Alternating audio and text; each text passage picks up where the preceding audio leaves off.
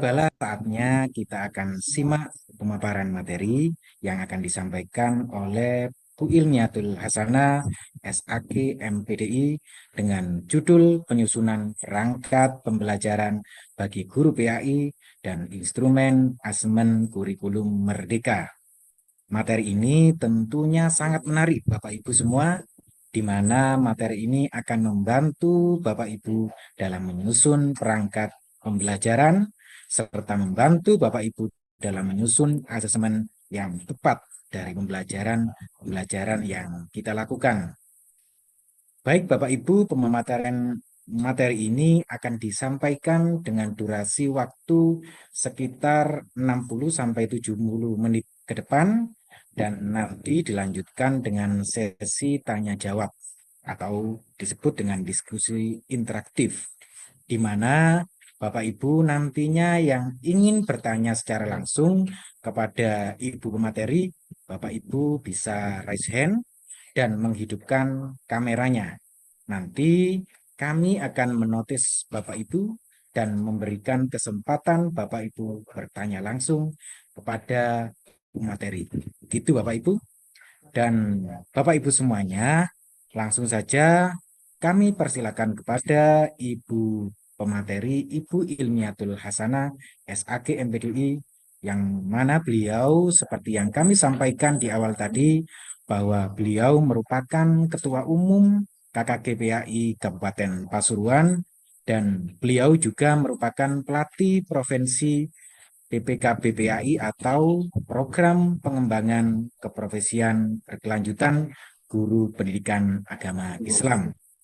Bapak Ibu semuanya, tentunya kami persilahkan kepada beliau, Ibu Ilmiatul Hasanah, SAK MPDI, untuk menyampaikan materi penyusunan perangkat pembelajaran bagi guru PAI dan asesmen kurikulum merdeka. Pada Ibu Ilmiatul Hasanah, kami persilahkan. Oke, terima kasih Kak Samsuni. Assalamualaikum warahmatullahi wabarakatuh. A'udzubillahi minasyaitonirrajim. Bismillahirrahmanirrahim. Hamdan wa syukron lillah. Wassalatu wassalamu ala rasulillah. La nabiyya ba'dah amma ba'du. Yang kami hormati Bapak Muhammad Syafi'i, SPD, MPD, selaku Kabid Dikdas Pendidikan dan Kebudayaan Kabupaten Pasuruan, teman-teman pengurus KKG PAI Kabupaten Pasuruan, Ketua KKG PAI Kecamatan se-Kabupaten Pasuruan, segenap panitia pelaksanaan webinar KKG PAI Kabupaten Pasuruan, dan seluruh GPAI hebat yang ada di Kabupaten Pasuruan maupun di luar Kabupaten Pasuruan. Alhamdulillah, puji syukur kehadirat Allah Subhanahu wa Ta'ala yang Maha Pengasih tak pilih kasih, Maha Penyayang curahan segala kasih sayang. Hari ini kita ditakdir oleh Allah Subhanahu wa Ta'ala pada hari Senin tanggal 5 Agustus tahun 2024 dalam rangka webinar Komunitas Belajar KKG PAI Kabupaten Pasuruan dengan mengambil sebuah tema yaitu penyusunan perangkat pembelajaran bagi guru PAI dan instrumen asesmen kurikulum merdeka. Bapak Ibu guru hebat yang saya banggakan, sengaja kami dari KKG PAI Kabupaten Pasuruan mengadakan webinar pada hari ini mengambil sebuah tema yang sangat pas sekali untuk kita bahas karena momennya sekarang adalah momen di awal tahun pembelajaran, yang mana pada awal tahun pembelajaran ini semua guru, bukan hanya guru PAI, tapi semua guru, khususnya kita guru pendidikan agama Islam, di awal tahun pembelajaran wajib hukumnya untuk mempersiapkan apa saja perangkat pembelajaran yang harus kita siapkan sebelum kita mengajar di dalam kelas. Karena luar biasa sekali perangkat pembelajaran ini seperti yang sudah disampaikan oleh Bapak Kabid, Bapak Muhammad Syafi'i, SPD MPD, bahwa perangkat pembelajaran ini adalah sebagai pedoman guru, terutama guru pendidikan agama Islam, untuk menjalankan kegiatan belajar mengajarnya, sehingga pembelajarannya ini bisa lebih efektif dan bisa efisien. Bapak Ibu, karena begitu pentingnya seorang guru, terutama guru pendidikan agama Islam, untuk menyiapkan perangkat pembelajarannya, maka pada kesempatan ini kami dari panitia webinar kelompok belajar atau komunitas belajar KKGPI Kabupaten Pasuruan sengaja mengambil tema ini untuk kita bahas. Tujuannya adalah bahwa Bapak Ibu guru, terutama guru pendidikan agama Islam, kita semua sebelum mengajar di dalam kelas, dan apalagi ini di awal tahun pembelajaran, kita semua menyiapkan seluruh perangkat pembelajaran, sehingga nanti setelah perangkat pembelajaran sudah kita siapkan, insya Allah, saya yakin pembelajaran panjenengan di dalam kelas akan menghasilkan pembelajaran yang maksimal. Baik, Bapak Ibu guru hebat, bagaimana kabar Bapak Ibu semua hari ini? Alhamdulillah, luar biasa. Allahu Akbar. Yes. Saya yakin Bapak Ibu guru hebat peserta webinar luar biasa, walaupun sekarang sudah menunjukkan jam 12 kurang 18 menit, tapi semangat Bapak Ibu luar biasa. Hal ini menunjukkan bahwa partisipan yang di sini ada sekitar 260 orang. Saya bangga dengan Bapak Ibu semuanya. Baik, saya pengen tahu semangat Bapak Ibu semuanya. Kita tepuk semangat dulu. Tepuk semangat.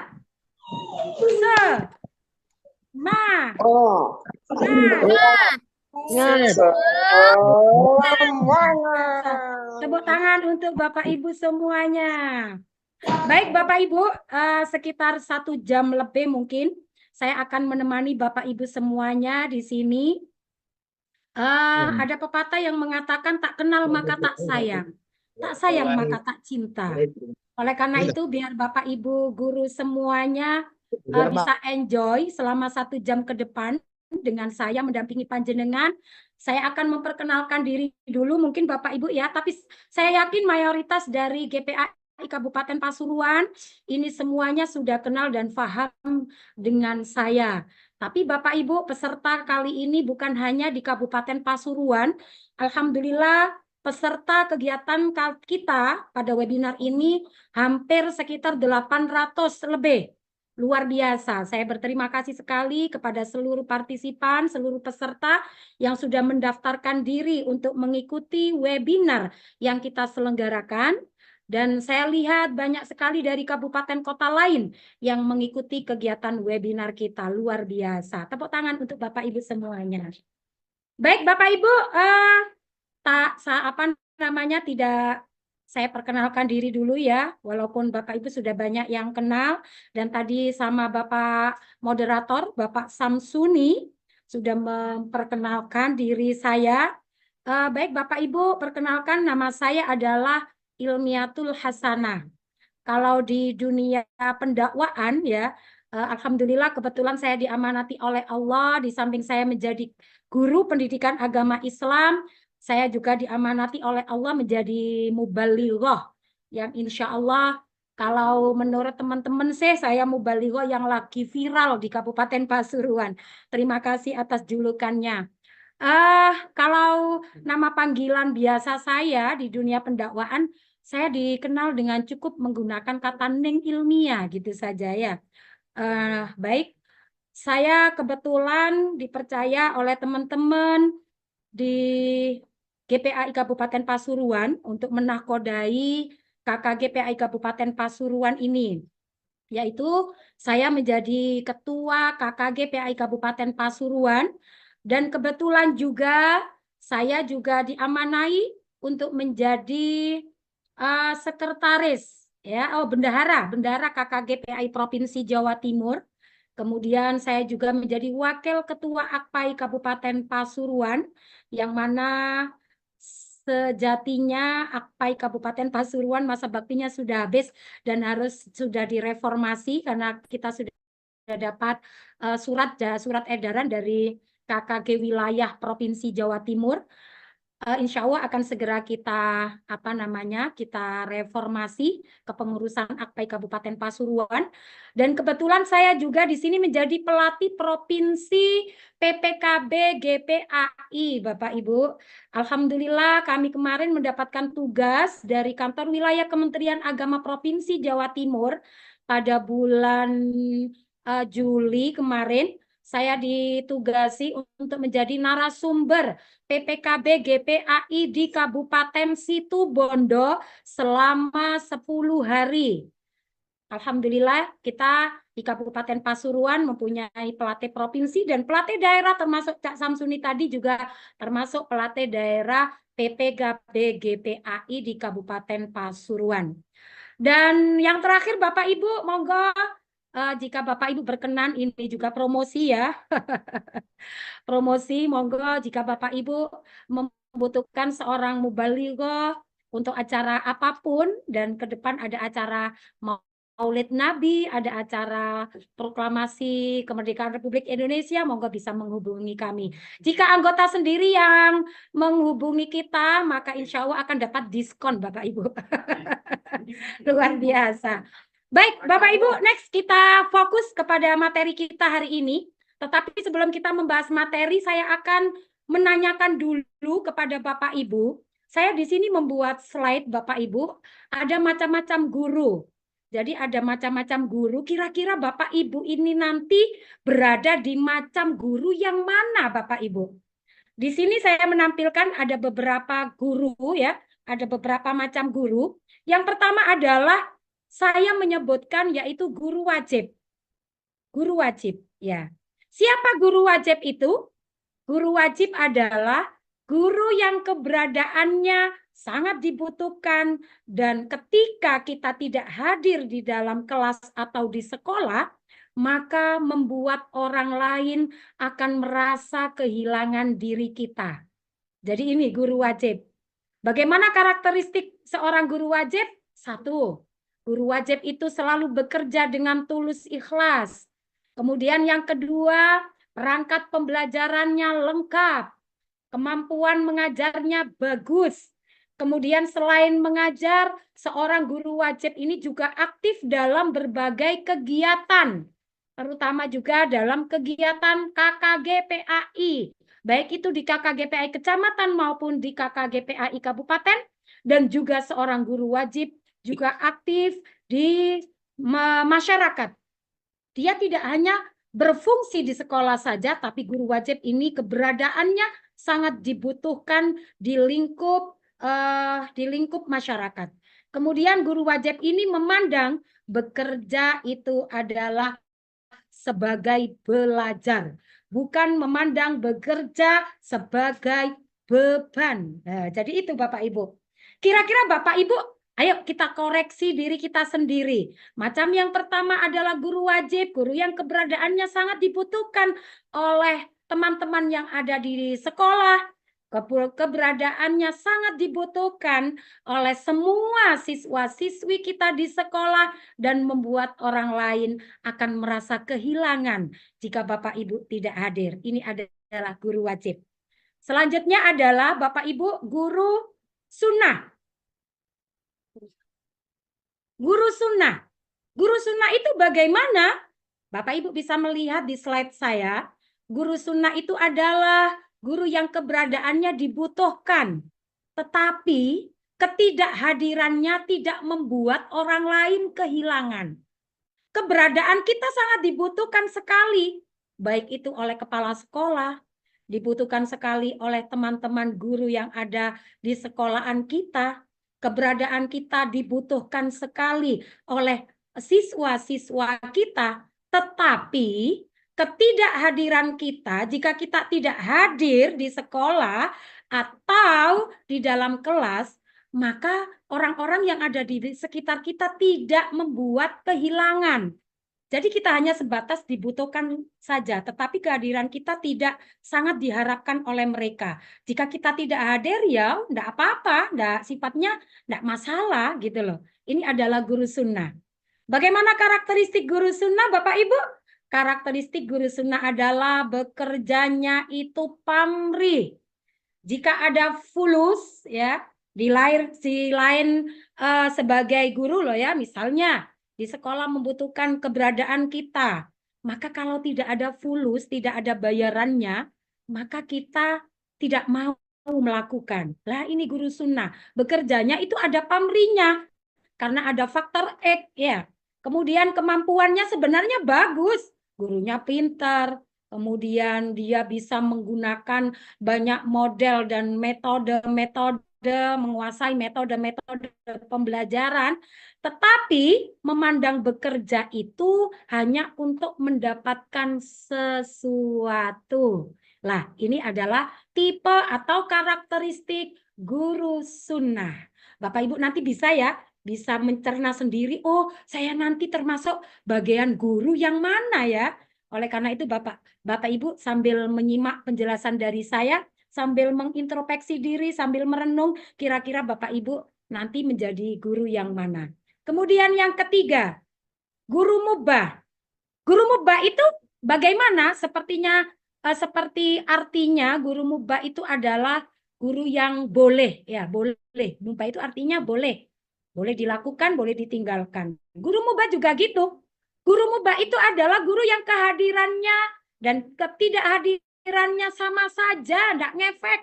Dia hadir di sekolah, maupun jika dia tidak hadir di sekolah, maka ketidakhadirannya dan kehadirannya dianggap sama saja, tidak berpengaruh apapun, tidak ngefek. Ya, istilah anak muda sekarang nggak ngefek gitu ya. Karakteristiknya bagaimana? Karakteristik dari guru mubah ini adalah bekerja asal menggugurkan kewajiban. Jadi dia datang ke sekolah, dia mengajar, ya hanya sebatas mengajar saja, tanpa dia mempunyai tanggung jawab bahwa mengajar itu adalah mempunyai kewajiban untuk membimbing peserta didik, untuk mengarahkan peserta didik menjadi siswa yang berperilaku baik. Dia tidak mempunyai pikiran begitu. Guru yang mubah hanya bekerja asal menggugurkan kewajiban. Dia tidak mempunyai keinginan untuk meningkatkan kemampuan dan karir. Jangankan untuk meningkatkan kemampuan peserta dirinya. Guru mubah ini dia tidak mempunyai keinginan atau hasrat untuk meningkatkan bagaimana kompetensinya agar meningkat dan bagaimana dia bisa berkarir di dalam profesinya sebagai guru PAI. Dia hanya ya sekedar menjadi seorang guru, setiap bulan dapat gaji, hanya itu saja. Administrasinya bagaimana dengan guru mubah? Ya, asal comot, asal kopas, copy paste ya. Jadi media pembelajaran atau perangkat pembelajaran yang dipunyai comot di Mbah Google sini, di sana, dia hanya sekedar copy paste saja tanpa tanpa membuat atau memodifikasi dengan situasi dan kondisi yang ada di sekolahnya masing-masing. Selesai mengajar, dia lebih pilih untuk pulang. Jadi itu Bapak Ibu guru mubah. Kemudian guru makro. Bagaimana guru makro ini?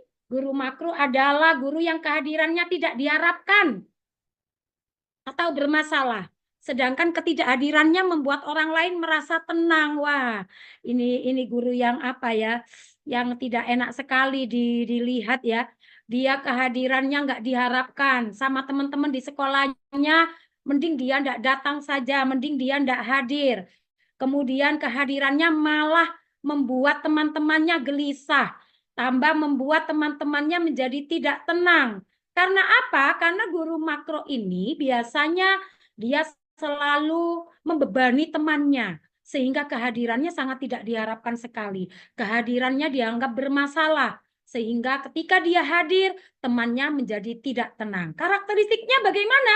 Dia selalu usil terhadap pekerjaan orang lain, senang mengkritik orang lain atau atasan, tetapi bila disuruh bekerja tidak mampu pekerjaannya tidak bisa dilaksanakan secara baik. Lah, ini Bapak Ibu, ada nggak kira-kira guru PAI atau guru umum yang tipenya kayak gini? Oh, banyak ya. Saya tidak menjustis Bapak Ibu apakah Bapak Ibu menjadi guru makro atau tidak. Tapi kenyataannya fakta yang survei yang mengatakan bahwa guru yang seperti ini ada dan banyak sekali, tapi saya tidak menyebutkan siapa itu. Oke. Jadi Bapak Ibu monggo, silakan Bapak Ibu merenung, meresapi, ya, kemudian introspeksi diri kira-kira Bapak Ibu menjadi tipe guru yang bagaimana. Yang terakhir Bapak Ibu, wah ini luar biasa ini, guru yang haram. Namanya saja haram. Haram itu adalah harus dijauhi. Jika dilakukan maka mendapat dosa, ya. Jika ditinggalkan malah lebih baik ini. Guru haram itu guru yang bagaimana? Guru yang kehadirannya dan ketidakhadirannya bermasalah. Waduh, luar biasa ini. Naudzubillah min dzalik ya. Jadi kehadirannya dia di sekolah, kehadirannya dia di dalam kelas, itu menimbulkan masalah guru yang haram ini. Kehadirannya sangat tidak diharapkan oleh semuanya. Bahkan mungkin didoakan ya guru haram ini wes mudah-mudahan tidak masuk ke kelas, masuk ke sekolah. Naudzubillah. Bagaimana karakteristik guru haram? Karakteristiknya adalah dia cenderung berperilaku tidak baik. Jadi akhlaknya tidak baik. Naudzubillah. Padahal kita menjadi guru, apalagi guru pendidikan Islam, agama Islam, itu harus bisa menjadi uswatun hasanah. Harus bisa menjadi contoh teladan. Ya, menjadi pioner. Kita menjadi contoh bagi guru-guru yang lain dan kita juga bisa menjadi contoh uswatun hasanah bagi peserta didik kita. Jangan sampai Bapak Ibu mempunyai perilaku yang tidak baik. Jika dia tidak hadir, maka banyak orang yang bersyukur. Banyak orang yang mengucapkan alhamdulillah jika dia tidak hadir. Kalau dia ada di sekolah, orang lain akan menjadi risih dan tidak betah kalau bersama dengan dia. Naudzubillah min dzalik ya. Baik, itu Bapak Ibu ada 5 macam guru ya, macam guru yang saya sebutkan. Kira-kira dari 5 macam guru itu Bapak Ibu kira-kira ada di mana ya? Oleh karena itu dengarkan suara hati kita, kira-kira di posisi manakah kita? Mari kita saling introspeksi diri, mari kita merefleksikan diri, ikuti suara hati kita agar kita menjadi guru dengan kriteria guru yang wajib. Sanggup apa tidak Bapak Ibu? Iya, alhamdulillah. Saya harap Bapak Ibu semua, apalagi guru pendidikan agama Islam, yang notabene guru agama Islam ini adalah merupakan guru yang dinanti-nantikan atau dicontoh akhlaknya ya, baik perkataan ataupun perbuatannya, maka kita semua harus bisa menjadi guru wajib, guru yang dinanti-nantikan kehadiran kita. Jika kehadiran kita dinantikan dan jika ketidakhadiran kita maka akan dibutuhkan dan akan dikangeni oleh peserta didik kita. Baik, Bapak Ibu, jadi itu ya Bapak Ibu. Mudah-mudahan kita semua bisa menjadi guru yang sifatnya wajib. Amin ya Rabbal Alamin. Baik, next selanjutnya langsung saja hari ini kita fokus pada pembahasan yaitu pembahasan webinar kita adalah perangkat pembelajaran PAI di kurikulum Merdeka.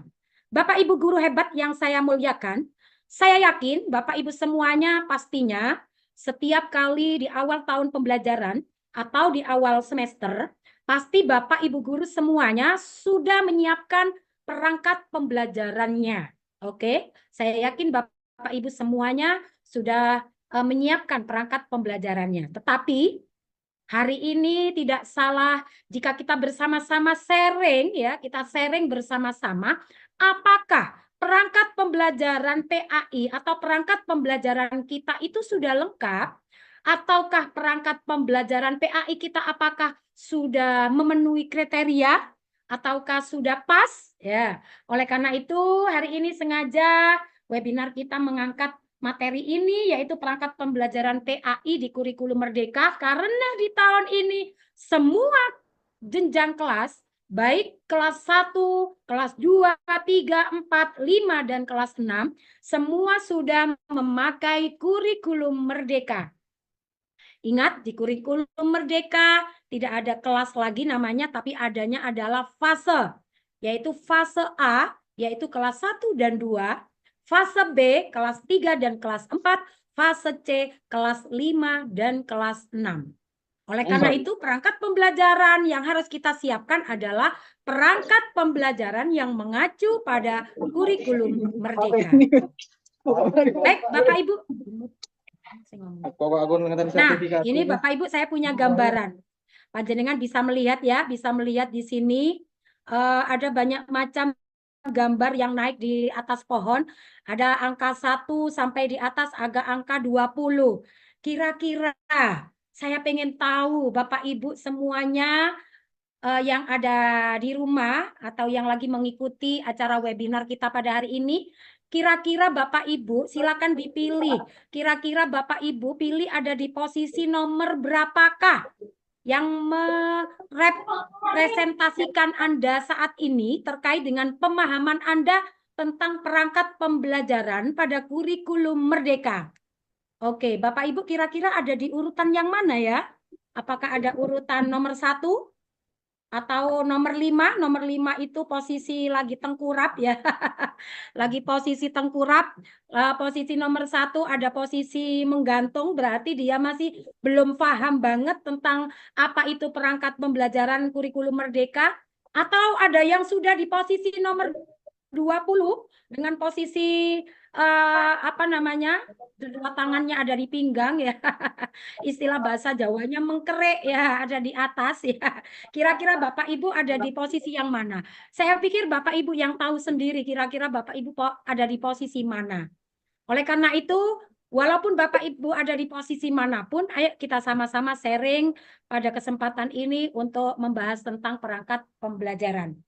Baik Bapak Ibu, perangkat pembelajaran. Apa sih perangkat pembelajaran itu?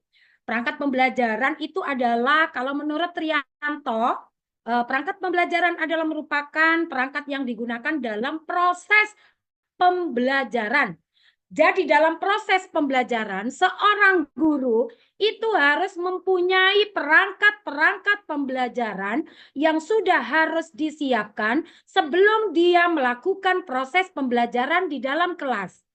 Menurut Daryanto dan Aris, perangkat pembelajaran adalah salah satu wujud persiapan yang dilakukan oleh seorang guru sebelum mereka melakukan kegiatan belajar mengajar, melakukan proses pembelajaran. Dari dua apa namanya pendapat itu tadi dapat disimpulkan bahwa perangkat pembelajaran itu adalah kumpulan alat atau bantu ya, kumpulan alat bantu yang digunakan seorang guru agar kegiatan dan kinerja guru lebih maksimal dalam aktivitas pembelajaran. Perangkat ini terdiri dari media, fasilitas, bahan, panduan, dan sebagainya. Bapak Ibu guru hebat yang saya muliakan, perangkat pembelajaran ini adalah sifatnya wajib, ya. Sekali lagi di garis besar bahwa sebagai seorang guru, bukan hanya guru PAI, guru umum pun, apalagi ini guru PAI, maka hukumnya wajib ya, fardu ain, karena ini tidak bisa diwakilkan Bapak Ibu ya. Fardu ain hukumnya bagi seorang guru sebelum dia melakukan proses pembelajaran, maka seorang guru agar bisa melakukan proses pembelajaran dengan baik di dalam kelas, maka dia harus mempunyai perangkat-perangkat pembelajaran. Ya, jadi harus mempunyai perangkat pembelajaran yang harus disiapkan sebelum dia masuk ke dalam proses pembelajaran. Apalagi sekarang momennya tepat sekali, yaitu di awal tahun pembelajaran, maka wajib bagi seorang guru untuk menyiapkan perangkat-perangkat pembelajaran itu. Baik, perangkat pembelajaran itu apa saja Bapak Ibu? Baik, masih ada kendala sinyal? Offline. Iya, offline. Sinyal tidak kuat.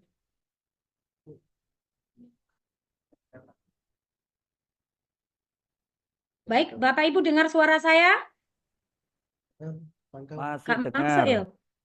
Ya, Masuk. dengar. Oke, alhamdulillah.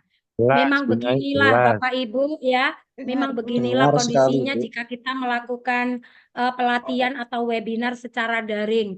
Maka saya pengennya nanti KKGPI Kabupaten Pasuruan melaksanakan pelatihan secara luring ya. Jadi kalau secara luring enak kita nanti bisa menyampaikan materi dengan maksimal. Panjenengan ketika ada keluhan atau ada sesuatu yang ditanyakan itu bisa ditanyakan langsung pada waktu kegiatan pelatihan itu. Jadi harap dimaklumi. Baik, Bapak Ibu, sebelum saya membahas perangkat-perangkat pembelajaran apa saja yang harus dipunyai oleh seorang guru, apalagi seorang GPAI, tentunya Bapak Ibu sudah paham ya, kita peralihan dari kurikulum 2013 ke kurikulum Merdeka. Itu banyak sekali istilah-istilah yang diganti ya. Yang pertama adalah prota. Kalau prota masih tetap ya, prota program tahunan. Kemudian promes. Kalau biasanya dulu kita mengistilahkan promes, program semester. Kalau sekarang diganti prosem, lebih cenderung ke prosem. Kemudian silabus sekarang diganti dengan ATP, alur tujuan pembelajaran.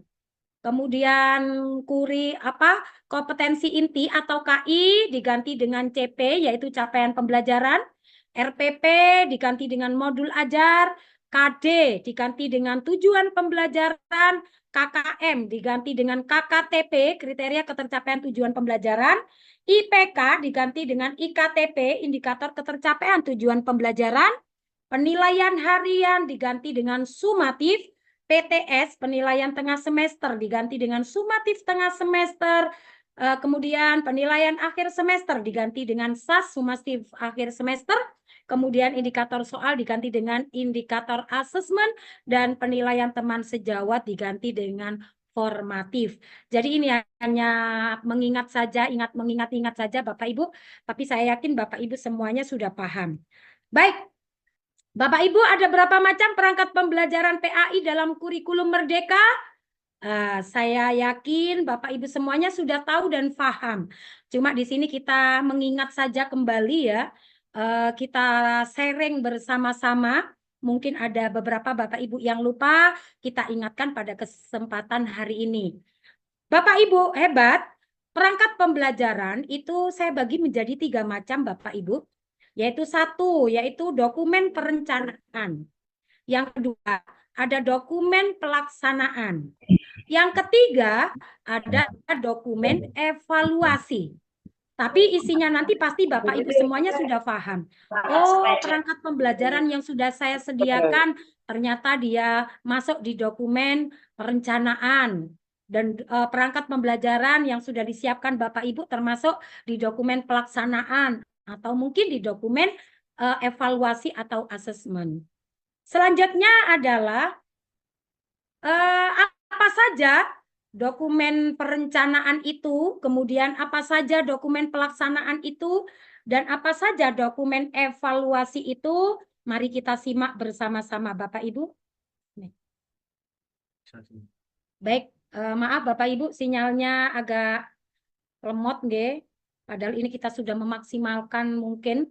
Jadi panitia ini sangat luar biasa sekali. Saya kasih applause untuk panitia dan pengurus semuanya yang menyiapkan kegiatan webinar ini. Mereka 3 hari 3 malam melembur untuk acara ini, luar biasa. Baik Bapak Ibu, masih belum tampil ya di slide kami. Dokumen perencanaan itu apa saja Bapak Ibu? Dokumen perencanaan itu adalah yang termasuk perangkat pembelajaran kita yang masuk dokumen perencanaan. Yang pertama adalah kalender pendidikan. Oke. Yang pertama adalah kalender pendidikan.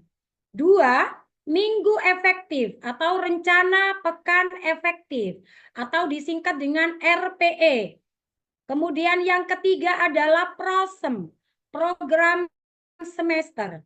Kemudian yang keempat ada capaian pembelajaran. Yang kelima adalah analisis CP. Yang keenam adalah penyusunan TP. Kemudian yang ketujuh, pengembangan ATP atau silabus. Yang kedelapan, modul ajar. Yang kesembilan adalah KKTP. Ayo understand Bapak Ibu, fahimtum? Ya, alhamdulillah. Jadi 9 perangkat pembelajaran itu tadi, mulai dari kalender pendidikan, minggu efektif, prosem, CP, analisis CP, penyusunan TP, pengembangan ATP, modul ajar, dan juga KKTP, itu adalah termasuk dokumen perencanaan yang harus disiapkan ketika panjenengan sebelum masuk ke dalam kelas, sebelum panjenengan melakukan proses pembelajaran. Saya pengen tahu, Bapak Ibu pengen tanya kepada panjenengan, apakah Bapak Ibu semuanya dari kalender pendidikan, apakah sudah punya semuanya? Oke, terima kasih sudah punya. Ada yang sudah punya, sudah membuat rencana pekan efektif atau RPE atau minggu efektif? Apakah Bapak Belum. Ibu sudah membuat prosem? Apakah Bapak Ibu Sudah. sudah tahu CP terbaru edisi Sudah. revisi Belum. 2024? Sudah, Bu. Alhamdulillah. Apakah Bapak Ibu sudah menganalisis CP-nya? Belum. Nah, ini yang belum. Apakah Bapak Ibu sudah menyusun TP-nya? Belum.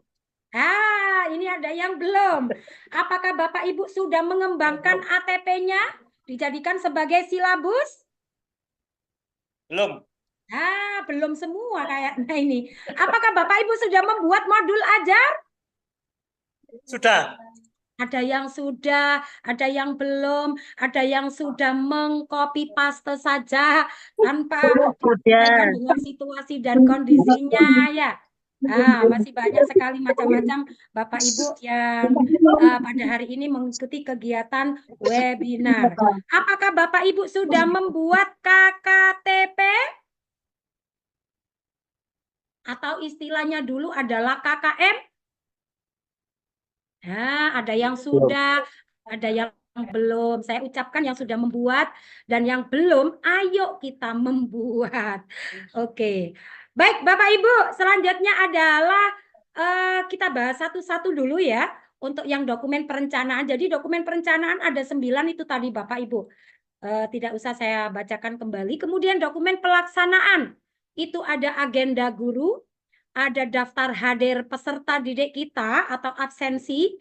Yang ketiga ada catatan khusus siswa. Itu adalah dokumen pelaksanaan. Kemudian dokumen evaluasi, Bapak Ibu tentunya harus membuat kumpulan soal atau istilahnya bank soal. Jadi Bapak Ibu ini sebelum Bapak Ibu melaksanakan proses pembelajaran, nanti ketika Bapak Ibu membantu dalam rangka asesmen sumatif akhir pembelajaran itu Bapak Ibu membuat bank soal ya. Nanti di materi pembelajaran materi 1 itu apa saja soalnya, berbentuk apa saja, apakah berbentuk multi choice, apakah isian, apakah jawaban singkat atau menjodohkan dan lain sebagainya. Bapak Ibu harus membuat bank soal atau kumpulan soal yang dibuat sebelum panjenengan melaksanakan kegiatan proses pembelajaran. Kemudian ada analisis hasil asesmen. Kalau dulu istilahnya analisis ulangan harian. Kalau sekarang namanya adalah analisis hasil asesmen. Bapak Ibu, ketika panjenengan selesai melakukan satu materi pembelajaran, misalnya satu bab ya, itu panjenengan dianjurkan untuk melaksanakan asesmen sumatif setelah pembelajaran, ya setelah materi. Nah, setelah panjenengan melakukan asesmen ini, maka Bapak Ibu dianjurkan untuk menganalisis hasil ulangan atau hasil asesmen yang dilakukan oleh peserta didik. Setelah dianalisis, Bapak Ibu membuat remedi. Remedi itu adalah perbaikan bagi yang nilai siswanya di atas rata-rata. Kemudian kita mengadakan pengayaan. Pengayaan itu adalah soal atau asesmen yang diberikan kepada peserta didik yang nilainya di bawah rata-rata. Kemudian perangkat pembelajaran di dokumen evaluasi selanjutnya adalah Bapak Ibu harus mempunyai daftar nilai. Jangan sampai Bapak Ibu ya, setelah kita mengetahui hari ini nanti kita sudah sharing bersama-sama, saya tidak ingin ketika nanti Bapak Ibu ditanyai oleh pengawas, ketika ditanyai pengawas PAI, ketika ditanyai oleh pengawas umum ataupun ditanyai kepala sekolah, mana perangkat pembelajarannya, Bu? Oh, ada. Sudah buat apa belum? Oh, sudah, Bu, lengkap semuanya. Di mana perangkat pembelajarannya? Dalam laptop. Wah, ini jawaban yang salah, Bapak Ibu. Perangkat pembelajaran, dokumen perencanaan, dokumen pelaksanaan, dokumen evaluasi atau asesmen, itu semua harus panjenengan print out. Ketika kepala sekolah tanya, ketika pengawas sekolah tanya, maka tunjukkanlah perangkat pembelajarannya panjenengan itu. Jangan sampai panjenengan ngomong kalau perangkatnya sudah lengkap, semua sudah dibuat, tapi di dalam laptop. Itu salah Bapak Ibu ya. Jadi itu harapan saya setelah panjenengan mengikuti webinar ini, panjenengan semuanya nanti dipenuhi semua perangkat pembelajarannya. Oke? Sudah, Bu Guru. Oke, baik. Oke, ya, maaf Bapak Ibu. Nah, tadi mungkin karena semangatnya saya ya. Kalau tadi yang remedi saya revisi. Kalau remedi itu adalah diberikan kepada peserta didik yang nilainya kurang atau di bawah rata-rata. Kalau pengayaan adalah diberikan soal kepada peserta didik yang nilainya di atas rata-rata ya. Jadi itu Bapak Ibu, maaf ya, maaf. Ma'al insanu mahalul khata' wan nisyan, karena saking semangatnya saya menyampaikan materi ini. Terima kasih telah diingatkan. Baik, selanjutnya Bapak Ibu, kita bahas satu-satu dokumen perencanaan mulai dari kalender pendidikan. Oke, baik Bapak Ibu. Bapak Ibu, kalender pendidikan itu pastinya Bapak Ibu semua sudah sudah punya ya. Karena kalender pendidikan itu dibuat oleh Provinsi Jawa Timur. Tetapi Bapak Ibu, alangkah lebih baiknya ketika panjenengan copy paste kalender pendidikan yang dibuat oleh Provinsi Jawa Timur atau Kabupaten Pasuruan, itu di atasnya panjenengan edit Bapak Ibu. Seperti di ini ya, di slide saya, ini sudah saya edit. Jadi kalender pendidikan yang panjenengan buat bukan kalender pendidikan yang tulisannya Provinsi Jawa Timur. Bukan tulisannya kalender pendidikan Kabupaten Pasuruan, tapi kalender pendidikan adalah kalender pendidikan SDN-nya panjenengan. Silakan ditulis di situ. Kemudian Bapak Ibu, oke, kemudian Bapak Ibu jangan lupa di bawah sendiri kalender pendidikan panjenengan tulisi kepala sekolah panjenengan, ditandatangani biar kelihatan kalender pendidikan yang panjenengan buat adalah kalender pendidikan yang benar-benar dibuat oleh sekolahnya masing-masing. Walaupun kalender pendidikannya adalah di copy paste dari Mbak Google. Oke, you understand Bapak Ibu? Bapak Ibu, saya diingatkan oleh panitia waktunya hanya tinggal 15 menit lagi. Padahal materinya ini masih banyak. Memang begini Bapak Ibu ya, kalau webinar sebenarnya materi sudah saya siapkan lengkap kap. Bagaimana per item dari perangkat pembelajaran itu. Makanya ayo nanti ketika kita mengadakan pelatihan luring ya, panjenengan ikut daftar semua. Biar panjenengan bisa mendapatkan materi secara jelas dan saya jelaskan secara detailnya bagaimana cara membuatnya per item. Langsung saja kita percepat. Yang pertama adalah kalender pendidikan. Yang kedua, rencana pekan efektif atau minggu efektif atau disingkat dengan RPE. Bapak Ibu, RPE kalau Bapak Ibu tidak sama seperti yang saya share di sini, monggo, tidak masalah. Karena form dari rencana pekan efektif ini macam-macam Bapak Ibu. Ada modelnya begini, ada modelnya yang lain. Semuanya betul. Yang tidak betul adalah yang tidak membuat. Oke, yang tidak betul adalah yang tidak membuat. Jika Bapak Ibu form atau perangkat RPE-nya tidak seperti saya, tidak masalah, tidak harus sama dengan saya. Kalau saya buat begini, mengapa saya buat begini? Karena saya rasa rencana pekan efektif yang saya buat ini sangat mudah sekali dipahami, kemudian lebih mudah untuk di breakdown ke prota dan prosem Bapak Ibu. Karena di sini lengkap, ada tanggal pelaksanaannya di bulan Juli tanggal berapa, kemudian Agustus, begitu juga di bulan selanjutnya. Sehingga ketika kita nanti masukkan ke prota dan prosem, kita sangat mudah sekali. Jadi ini ya bentuknya Bapak Ibu, saya yakin Bapak Ibu sudah paham semuanya tentang pro RPE ini. Jika nanti ada yang kurang paham bagaimana cara mengisi ini, maka nanti akan ada webinar tahap 2, seri 2 ya Bapak Ibu. Hari ini kita secara global saja menjelaskan kepada Bapak Ibu karena batas waktu yang sudah semakin mepet. Jadi ini Bapak Ibu ya, formatnya RPE yang harus kita buat. Jika tidak seperti ini enggak masalah, semua betul. Yang enggak betul adalah yang enggak membuat. Next, selanjutnya adalah capaian pembelajaran. Bapak Ibu perlu diketahui, capaian pembelajaran tidak dibuat oleh seorang guru. Karena capaian pembelajaran sudah ada. Ya, jadi capaian pembelajaran ini sudah ada. Monggo silakan panjenengan nanti bisa Google ya, dicari di download di Google capaian pembelajaran edisi terbaru 2024. Nanti akan keluar di situ. Yang jelas capaian pembelajaran panjenengan harus membuat, harus diambil dari surat edaran yang sudah dikeluarkan oleh pemerintah. Panjenengan copy paste saja. Yang di sini panjenengan membuat 3 capaian pembelajaran, yaitu capaian pembelajaran CP fase A kelas 1 dan 2, kemudian capaian pembelajaran fase B kelas 3 dan 4, kemudian capaian pembelajaran fase C kelas 5 dan 6. Ini wajib dibuat oleh seorang guru, terutama guru PAI. Next. Selanjutnya adalah capaian pembelajaran, sudah paham Bapak Ibu ya.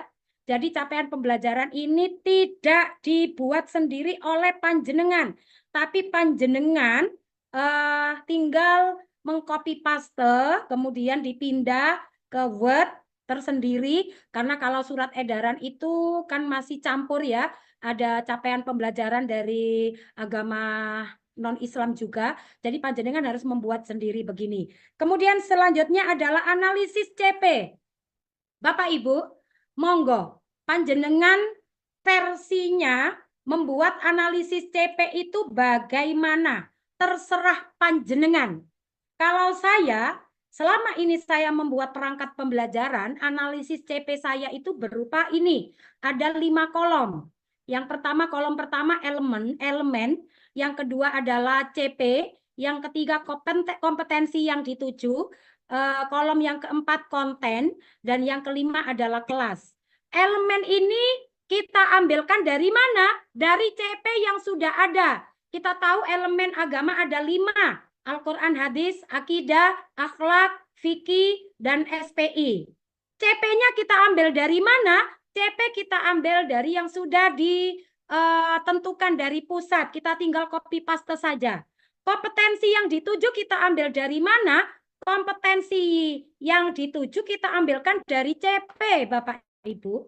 Yaitu ada kata-kata operasionalnya, yaitu memahami, kemampuan. Jadi kompetensi yang dituju itu adalah kemampuan yang ingin dicapai dalam pembelajaran itu peserta didik itu nanti apa?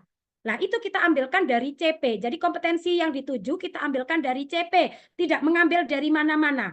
Karena CP-nya sini elemen Al-Quran adalah peserta didik memahami huruf hijaiyah berharokat, huruf hijaiyah bersambung, huruf Al-Fatihah, surat Al-Fatihah, beberapa surat pendek Al-Quran dan hadis tentang kebersihan, maka kita ambilkan di sini, yaitu memahami huruf hijaiyah berharokat, huruf hijaiyah bersambung, dan huruf Al-Fatihah. Karena kelas 1, ini ingat ya, CP yang kita tulis di sini ada 2 kelas, 1 dan 2, maka kita harus tahu mana itu kompetensi yang akan dituju di kelas 1, mana itu kompetensi yang dituju di kelas 2. Kita ambil dari mana untuk mempermudah, membantu panjenengan menentukan materi atau konten yang akan kita capai, maka panjenengan bisa lihat di buku guru. Oke, sebenarnya kita tidak boleh. Sebenarnya di kurikulum Merdeka ini kita dipersilakan mempunyai kebebasan. Anak-anak mau kita ajar apa di kelas 1 ini. Ini terserah panjenengan sebenarnya. Tapi biar panjenengan lebih mudah untuk memasukkan ini, maka panjenengan bisa melihat di buku guru dan buku siswa. Kemarin sudah saya share ke semua grup ketua KK GPAI kecamatan sekabupaten dan itu mungkin sudah diteruskan ke panjenengan semuanya. Konten itu adalah materi yang akan kita pelajari di kelas 1. Itu tentang apa? Nah, ini untuk mempermudah panjenengan, sekali lagi saya suruh panjenengan melihat di buku guru atau buku siswa. Ini ada kontennya huruf hijaiyah berharokat, karena di CP-nya kan ada huruf hijaiyah berharokat. Kemudian ada huruf hijaiyah bersambung. Kemudian ada surat Al-Fatihah di kelas 1 cukup sampai di sini. Jadi itu Bapak Ibu ya, analisis CP adalah silakan kalau panjenengan mau meniru saya boleh, tapi kalau panjenengan misalnya mau membuat kolom tersendiri, monggo silakan, diberi kebebasan. Yang penting panjenengan membuat. Kalau saya ada elemen, ada capaian pembelajaran, kompetensi yang dituju, konten dan kelas. Next, selanjutnya. Karena ini waktunya sangat singkat sekali. Kemudian sekarang Bapak Ibu, capaian pembelajaran, tujuan pembelajaran, dan alur tujuan pembelajaran. Ini berarti kita sudah masuk ke silabus. Kalau istilah 2013, ini istilahnya silabus. Kalau di kita istilahnya alur tujuan pembelajaran. Isinya apa? Isinya adalah elemen CP, TP, alur tujuan pembelajaran, dan lingkup materi. Alur tujuan pembelajaran, ini sudah jelas Bapak Ibu ya, kalau tujuan pembelajaran kita ambil di CP, jangan sampai keluar dari CP. Alur tujuan pembelajaran juga kita ambil dari TP.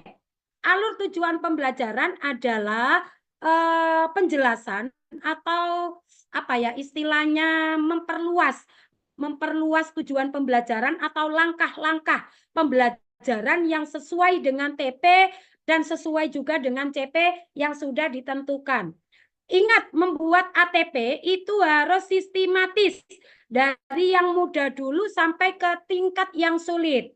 Karena di sini adalah memahami huruf hijaiyah berharokat, maka ATP-nya adalah membiasakan diri melafalkan ayat-ayat Al-Quran. Kemudian, oh ini maaf Bapak Ibu, ini ada keliru ya, karena ini huruf hijaiyah berharokat. Jadi kita langsung pada ini halaman yang keempat, yaitu melafalkan huruf hijaiyah dengan fasek. Ngapunten 1, 2, 3 bisa didel ya. Melafalkan huruf hijaiyah dengan fasek dulu. Kemudian menyebutkan arti harokat dengan baik. Menyebutkan macam-macam harokat. Jadi begitu Bapak Ibu, ATP itu harus dibuat secara sistematis dari yang mudah sampai ke yang sulit ya. Jadi ATP itu adalah breakdown dari TP, penjelasan dari TP. Alur ATP ini lebih terarah, lebih apa istilahnya ya, teralur lah istilahnya, tertata. Nanti ATP ini akan kita breakdown ke modul ajar. Kemudian lingkup materi apa? Materinya bab 1 tentang apa, materi 1 apa, materi 2 apa, dan selanjutnya. Ini waktunya sudah semakin mepet, kurang 2 menit. Ayo selanjutnya Pak, kita cepat-cepat. Selanjutnya ada prota. Prota ini gampang, Bapak Ibu semuanya sudah tahu. Cara mengisinya bagaimana? Kalau panjenengan sudah membuat RPE, rencana pekan efektif atau minggu efektif, pasti akan mudah mengisi prota. Karena di situ sudah dijelaskan alokasi waktunya per materi. Jadi begitu Bapak Ibu. Kemudian prosem. Prosem saya pikir Bapak Ibu sudah bisa semuanya. Jadi prosem ini monggo dibuat kayak gini. Di sini ada kasih penjelasan Bapak Ibu. Misalnya di blok warna biru itu panjenengan blok ya. Itu panjenengan kasih warna hijau misalnya. Kemudian warna merah, libur akhir semester. Itu panjenengan kasih penjelasan di bawah. Kemudian blok warna kuning, itu asesmen tengah semester. Blok warna biru, asesmen sumatif akhir semester. Monggo dibuat dibuat sebagus mungkin, seenak mungkin, dan mudah dipahami dan dimengerti oleh orang lain. Itu Bapak Ibu. Kemudian selanjutnya ada modul ajar. Bapak Ibu, modul ajar ini adalah skenario yang harus dibuat oleh seorang guru ketika nanti dia proses pembelajaran di dalam kelas. Ketika panjenengan kepingin proses pembelajaran di dalam kelas maksimal, berjalan efektif dan efisien serta menyenangkan bagi peserta didik, maka seorang guru wajib hukumnya membuat modul ajar sebelum dia masuk ke dalam kelas. Oke, fahim tuh? Modul ajar ini adalah merupakan skenario pembelajaran. Kira-kira ketika nanti proses pembelajaran di dalam kelas itu dibuat bagaimana, menggunakan media apa, metode apa, bagaimana nanti jalannya kegiatan pembelajaran, maka harus dijelaskan, dicantumkan di dalam modul ajar. Modul ajar sebenarnya memang kita dikasih boleh memilih ya, boleh menggunakan modul ajar yang satu halaman boleh. Tapi saya ingin panjenengan, karena kita semuanya proses belajar biar terbiasa, maka kita wajib menggunakan modul ajar secara lengkap. Isinya tentang apa? Yang pertama adalah informasi umum tentang apa saja. Di sini sudah saya jelaskan, ada identitas, kompetensi awal, profil pelajar Pancasila, sarana dan sebagainya.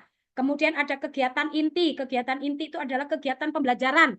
Yang terakhir modul ajar itu harus terdiri dari penilaian atau asesmen.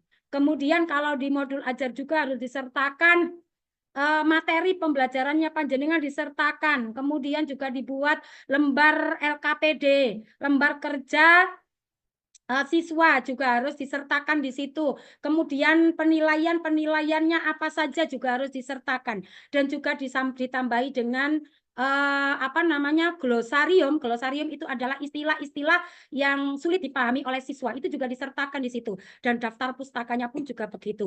Bagaimana membuat modul ajar yang betul, yang baik, yang sesuai dengan kurikulum Merdeka, tidak saya jelaskan di sini. Kalau saya jelaskan di sini waktunya habis, karena itu panjang sekali. Kalau panjenengan kepingin bagaimana bisa membuat modul ajar yang betul sesuai dengan kurikulum Merdeka, bisa next webinar tahap 2, atau kita melaksanakan pelatihan secara luring. Wah, luar biasa, keren itu.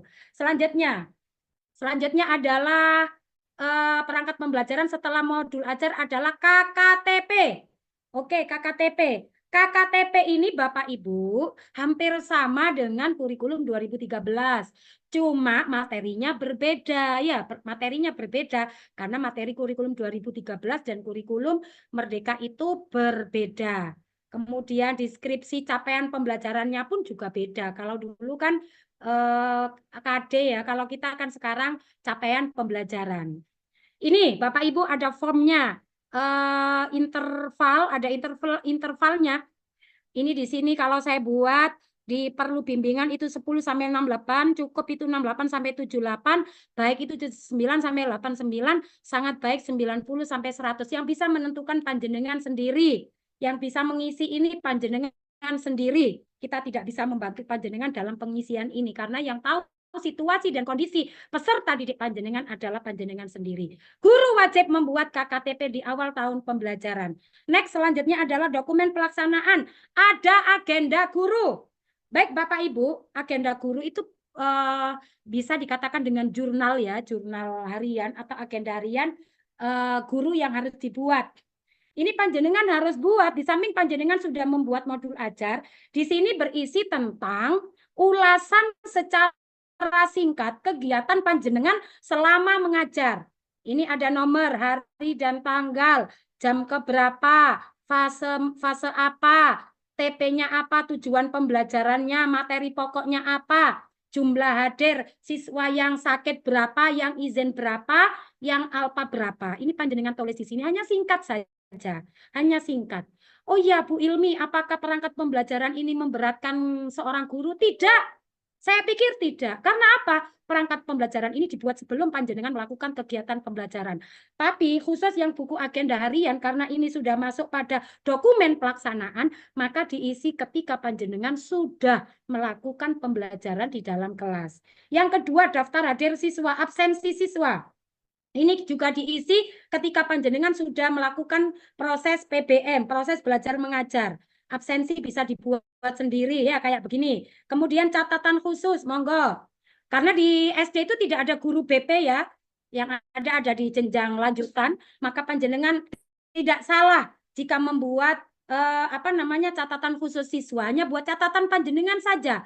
Ketika panjenengan menemukan beberapa kejadian atau kasus pada peserta didik panjenengan. Jika tidak ada catatan khusus yang harus dicatat, ya enggak usah diisi. Ini hanya catatan khusus bagi Itu dari catatan khusus. mengalami beberapa kendala saja.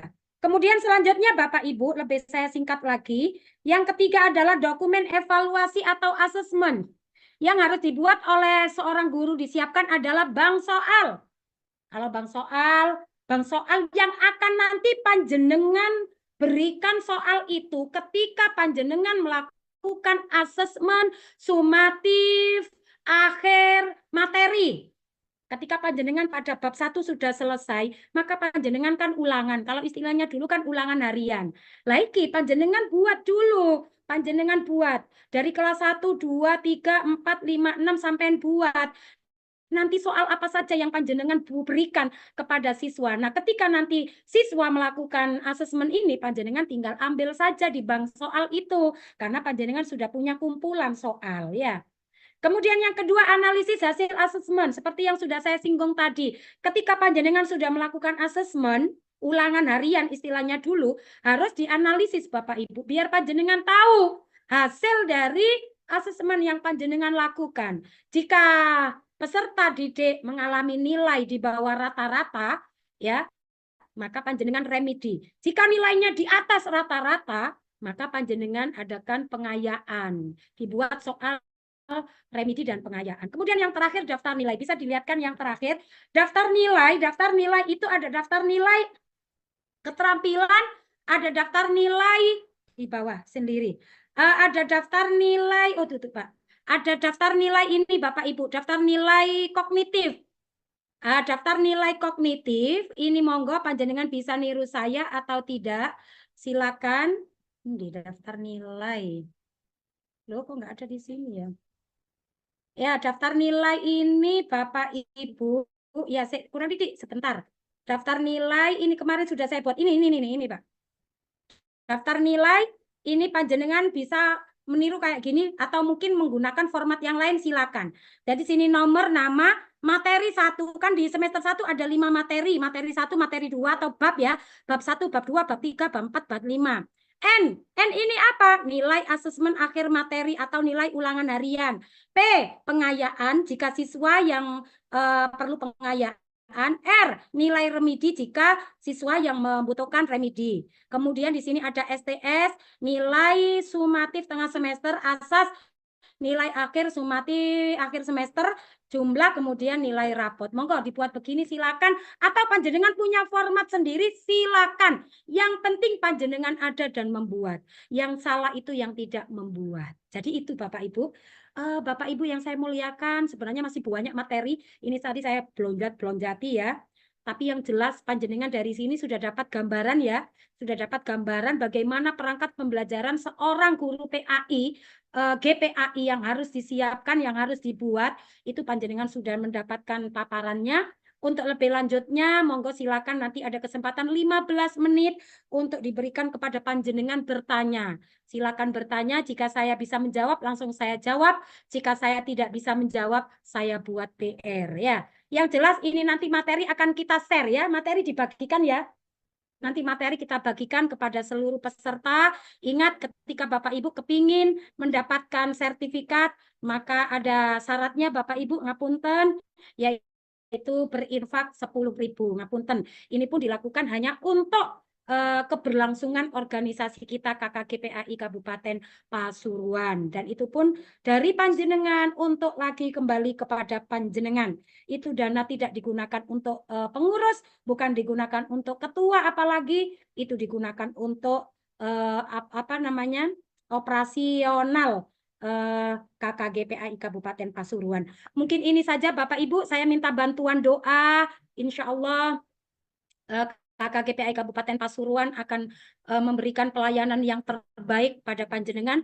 Mudah-mudahan kami semuanya diberikan kesehatan dan panjang umur sehingga bisa membersamai GPAI, terutama membersamai GPAI Kabupaten Pasuruan.